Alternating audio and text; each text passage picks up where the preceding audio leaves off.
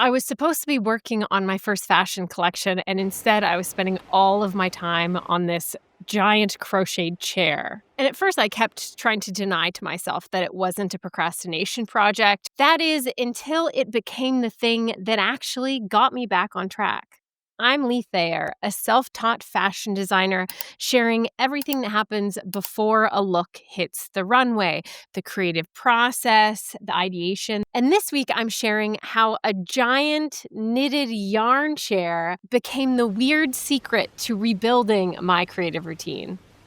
I already filmed the whole beginning of this chair project and the process that came with it, spending forever on the knitting machine, sewing up tubes, stuffing them, and then a moment of building before back to the repetitive, slow, steady work. So rather than just rehashing it here, I wanted to talk about what that cyclical work ended up doing for me. I'd hit that point where I'd committed to returning to working on my first collection. And I told myself I was taking a much needed break. So I wasn't doing any of the usual things that help me in my creative process. No sketching, no sewing. And then I started this crochet chair. This project made no sense for my fashion goals. But of course, all I needed to do was finish these projects, and then I would start on the collection. I mean, can we say avoidance here? Somewhere in the middle of this making process, something shifted for me. I started sketching again. I was taking photos of color ideas from the yarn and jotting down shapes that connected to mood board concepts that I'd had. My procrastination project was actually yielding ideas for the collection. I may have been spending my time knitting tubes, but while I was doing that, my brain was planning patterns, visualizing how I could now apply my new knitting skills to make silhouettes that I had previously designed but didn't have the technical skill yet to know how to execute. And it turns out the project that I chose wasn't such a detachment from the collection after all. Rather, maybe a necessary skill-building exercise that had the added side benefit of getting me back into the creative routine I needed. But that didn't necessarily click overnight. We're in the home stretch. Can you taste it? I can taste it. Yesterday, we finished the 24 lengths. Last night I did some sewing of the tubing. I got all of this done. I think this is like 9 or 10 lengths worth. I've been doing a lot of the sewing just like at night because I can do it in front of the TV, hang out with my husband and just kind of go along. But I also think it's not necessarily the most efficient. The TV is a bit distracting. I need to be doing another 24 lengths today, which also means all of this needs to be sewn up, which it is not yet. Honestly, I'm also really sore from doing all of that knitting yesterday. I think that's the most I've done in one day so far. I started giving myself the space to add in things in my day that just felt natural. I'd start with a little stretch because I needed it, get into some sketching, jot down some ideas, and then get into the knitting and sewing. And this process just started to settle in, adding a little thing here and there until the next thing I knew, it was just a creative flow.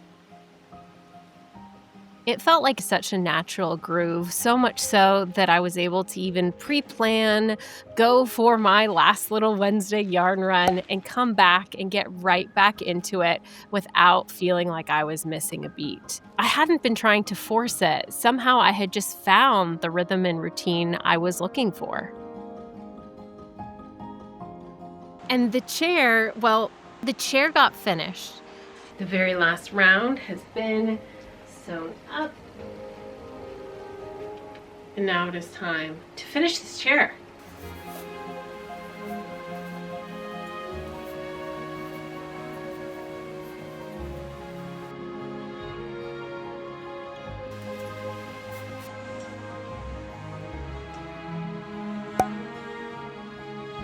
Immediately after finishing the chair, it left me absolutely itching to jump back into the collection work with a momentum that I didn't know how to kick off on my own, and with a new solidified creative routine that had just kind of evolved organically. And I was so antsy to get back into it that I actually made this tank top for a holiday that I was going on in just a day on my knitting machine to prove how much I had solidified these skills.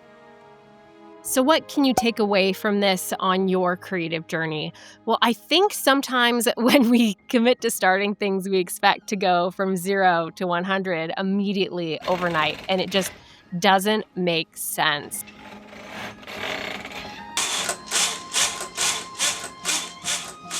I thought I was procrastinating, but it turns out I needed to get back into my creative routine, get into that groove where I could do the work that I needed to. That thing that we think maybe is a detour might actually be the right path because it gets you moving, right? You'd think that I would have learned this already after all of my collection insight stuff that I've talked about before. I'm always start making stuff and ideas will come.